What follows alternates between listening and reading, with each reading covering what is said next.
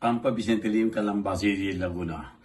Kasunod ng mga ulat ng karasan sa ilang parlan sa Cavite at Tacloban, agad na nag-deploy ang Police Regional Office for Ray ang karagdagang pwersa upang paigtingin ang patrol at seguridad sa paligid ng mga universidad at eskwelahan sa buong rehiyon ng Calabarzon.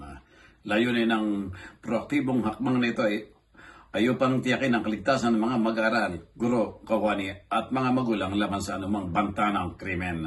Mismong si Police Brigadier General Hansel Marantan, Regional Director ng Piaro Poray, ang nanguna sa mga school visitations at pakikipag-ugnayan sa pamunuan ng mga pampubliko at pampribadong paralan.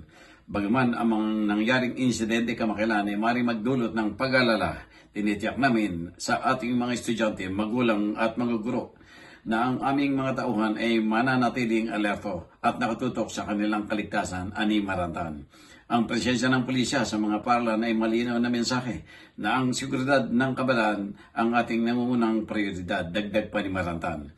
Ang pinaigting na operasyong ito ay bahagi ng Enhanced Managing Police Operations na sumasailalim sa focus agenda ng Chief PNP na si Police General Jose Melencio Nartates Jr. na naglalayong isulong ang mas malakas na pagpigil sa krimen sa tulong ng komunidad.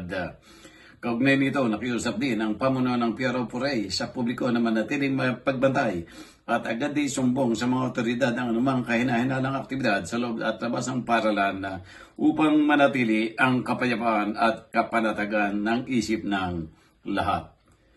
Para sa journalnews.com.ph, Jojo Cesar Magsumbol, People's Tonight.